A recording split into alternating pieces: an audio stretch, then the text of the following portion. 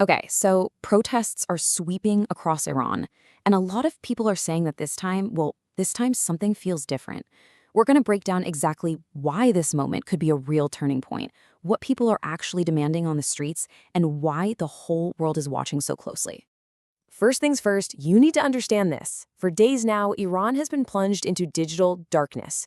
The government has basically severed communications, creating this massive information vacuum right as these widespread anti-government demonstrations are kicking off.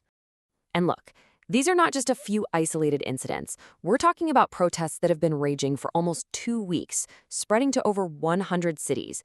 They've touched every single province in the country. This has become a truly nationwide movement. And that blackout, well, it's fueling some really serious fears of a brutal state crackdown. Without the internet, getting accurate information out is incredibly difficult.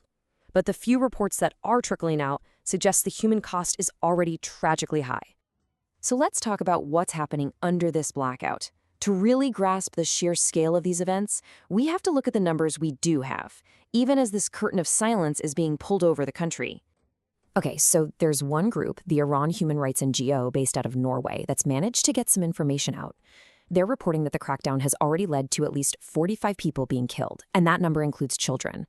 On top of that, they're reporting hundreds injured and more than 2,000 arrested. Now, it is absolutely vital to add this caveat, right? With the internet shutdown, it is currently impossible for news organizations like CNN to independently verify any of these figures. The picture we're seeing right now is being pieced together, bit by bit, from the fragments of information that managed to escape the blackout. Okay, so let's look at how these protests have actually evolved. Because what started out as frustration over the economy, well, it very quickly became a direct challenge to the government itself. You know what, first, this was all about economic grievances, things like the rising cost of living that everyone can relate to. But it escalated so quickly. Within just 2 weeks, the core demand you hear on the street shifted from being about economic justice to calls for fundamental political change. And this really highlights the massive gap between the official story and the reality on the ground. You turn on state media and they're labeling protesters as rioters and foreign mercenaries. But the calls from the streets, they're for an end to the dictatorship.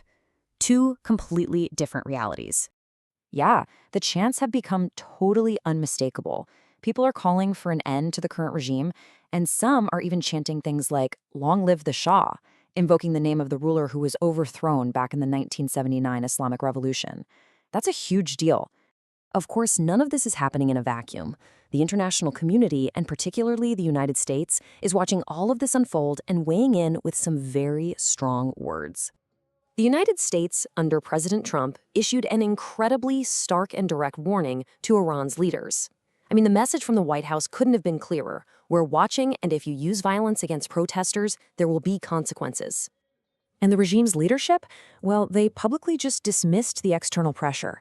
Iran's supreme leader fired back, telling the American president he should focus on, and I'm quoting here, his own country. Meanwhile, from outside the country, another significant voice has emerged. It's Reza Pahlavi, the exiled son of the last Shah. And he's making direct calls for protesters to escalate their actions, urging them to move from just demonstrating to actively seizing and holding public spaces. The big question, though, is how much support he actually has inside Iran. It's really difficult to gauge.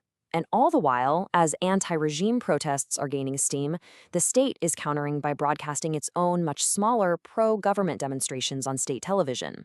So what you have is this widespread internal unrest mixed with this intense external pressure, and it all leads to the big question: why might this particular wave of protests be different from all the ones that have come before? And that's really the key question, isn't it? Why does this time feel like it could be a real turning point? Well, according to analysis from CNN's Fareed Zakaria, several different factors are converging to create a uniquely difficult moment for the Iranian regime. Zakaria's analysis points to a few key things. First, a devastated economy, which erodes the regime's ability to just buy loyalty. Second, a military that's been weakened by sanctions and being stretched too thin. And third, a new and very credible military threat from the US. Put that all together, and it means the regime has to be much more careful with its usual crackdown methods. You have to remember, historically, the regime has been very good at controlling unrest. They have a playbook. a mix of patronage and benefits for their supporters, combined with just brutal, swift repression for anyone who dissents. And for decades, it's worked for them.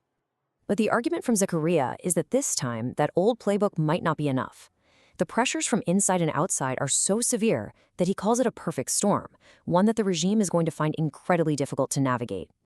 And all of this leads us to the ultimate question of where Iran goes from here. You have a cornered regime, people in the streets, and there are a few very different potential outcomes on the table. Now, while a full return to an absolute monarchy seems pretty unlikely, some analysts suggest figures like Reza Pahlavi could play a role.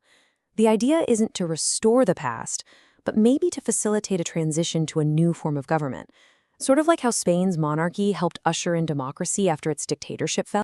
But, and this is a huge but, we have to remember who we're talking about here. The current regime is deeply entrenched. They have power, they have money, they have the guns, and they have repeatedly shown that they are more than willing to use them to stay in control. They will not go down without a significant fight. So Iran is truly at a crossroads, with pressures from within and without reaching a fever pitch. The ultimate question remains unanswered. Will the country's next chapter be defined by more repression or by revolution?